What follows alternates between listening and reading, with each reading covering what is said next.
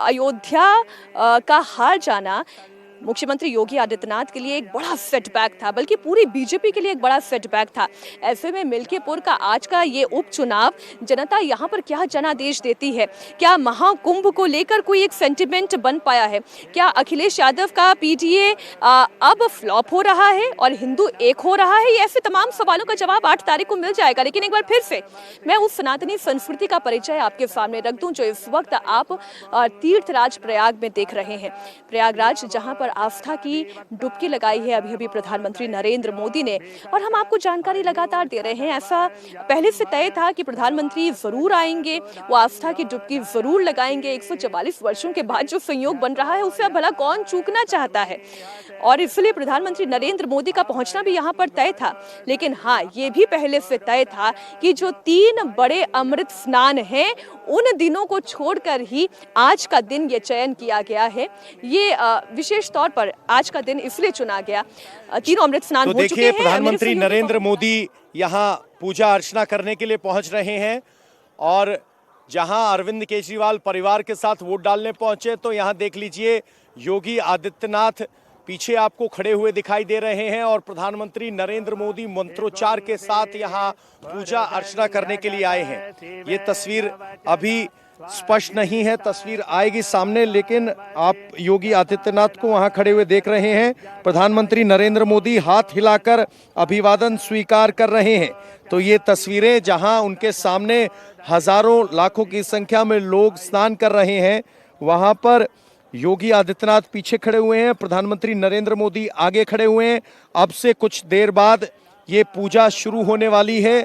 आपके स्क्रीन पर एक तस्वीर जहां पर, और देखिए प्रधानमंत्री नरेंद्र मोदी यहां स्नान करने के बाद, अभिवादन स्वीकार करने के बाद यहां से पूजा अर्चना करके अब यहां से बाहर निकलते हुए हमें नजर आ रहे हैं। तो प्रधानमंत्री नरेंद्र मोदी यहां जेटी की तरफ आगे बढ़ते हुए नजर आ रहे हैं। पुरोहित खड़े हैं, और अब प्रधानमंत्री नरेंद्र मोदी अपनी इस जेटी पर एक बार फिर सवार होंगे। तो ये तस्वीरें, प्रधानमंत्री नरेंद्र मोदी ने यहाँ मंत्रोच्चार के साथ पूजा अर्चना की, और उसके बाद अब अभिवादन स्वीकार करने के बाद जेटी की तरफ आगे बढ़ गए हैं। प्रधानमंत्री नरेंद्र मोदी अब अपनी जेटी पर सवार होंगे। उन्होंने हाथ हिलाकर अभिवादन स्वीकार किया है। प्रधानमंत्री नरेंद्र मोदी यहां अब हमें दिखाई दे रहे हैं जेटी पर सवार होते हुए, साथ में उनके योगी आदित्यनाथ सवार हुए हैं। और ये तस्वीरें यहां सीधे आप संगम से देख पा रहे हैं। मैं अपने कैमरामैन को कहूंगा इन तस्वीरों को जरा फॉलो करना शुरू करें। अब देखना होगा कि क्या अरेल घाट पर वापस आएंगे या फिर अक्षयवट की तरफ प्रधानमंत्री नरेंद्र मोदी जाएंगे, क्योंकि सबकी निगाहें उस पर टिकी हुई हैं। प्रधानमंत्री नरेंद्र मोदी ने यहां संगम में आज 5 फरवरी को स्नान किया है, डुबकी लगाई है, भगवा वस्त्र पहने हुए नजर आए प्रधानमंत्री नरेंद्र मोदी।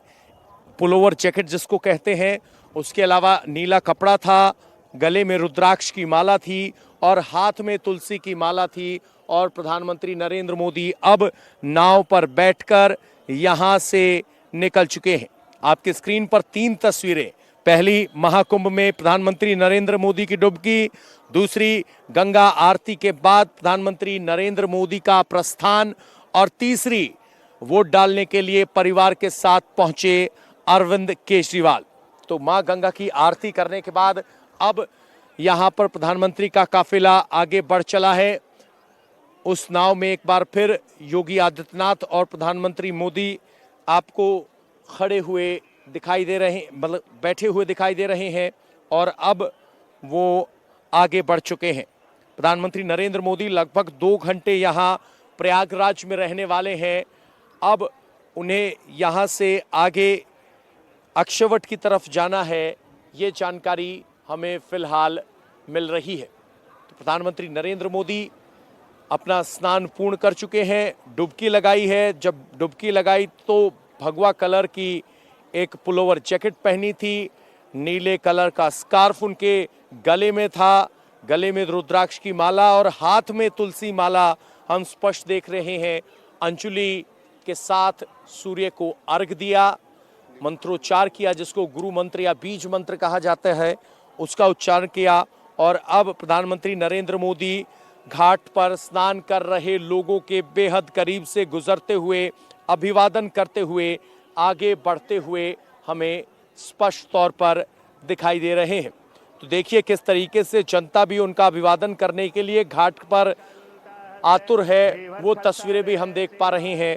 और प्रधानमंत्री नरेंद्र मोदी अब त्रिवेणी संगम में स्नान कर चुके हैं। 10:30 से 12 बजे तक का उनका ये कार्यक्रम यहाँ कुंभ भूमि में तीर्थयाज प्रयागराज में प्रधानमंत्री नरेंद्र मोदी की मौजूदगी, साथ में योगी आदित्यनाथ, और अब संगम में स्नान करने के बाद प्रधानमंत्री नरेंद्र मोदी का काफिला यहाँ वापस लौटता हुआ हमें दिखाई दे रहा है। तो कुल मिलाकर प्रधानमंत्री नरेंद्र मोदी अपनी आस्था, अपने विश्वास, अपने सनातन की प्रतिबद्धताओं या कहें कि मान्यताओं के अनुसार यहाँ संगम क्षेत्र में पूजा अर्चना करने के लिए पहुंचे हैं। और अब वो संगम में मां गंगा की आरती करने के बाद रवाना हो चुके हैं। आप पवन बिल्कुल ठीक कह रहे हैं। ये एकता का महायज्ञ है, ये सनातन का संगम है, ये वैभव और साथ ही साथ वैराग्य का भी समागम है। जब हम वैराग्य की बात करते हैं तो हम नागा साधुओं को देखते हैं। जब हम वैराग्य की बात करते हैं तो हमारी सन्यासी और संत परंपराओं और उनकी प्रतिष्ठा की बात करते हैं। और जब हम संगम की बात करते हैं तो एक गृहस्थ जीवन जीने वाला व्यक्ति भी इसी त्रिवेणी में स्नान करता है, अपने परिवार के साथ डुबकी लगाता है। एक साधु सन्यासी जिसने वैराग्य ले लिया वो भी इसी संगम में डुबकी लगाता है।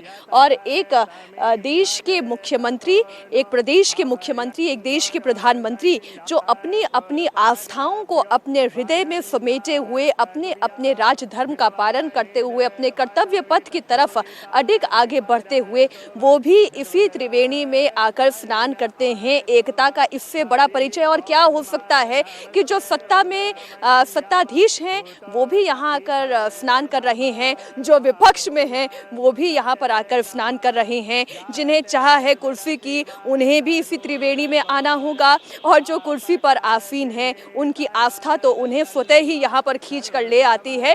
तो इससे बड़ा संगम का परिचय और क्या हो सकता है जो सबको एक साथ जोड़ दे।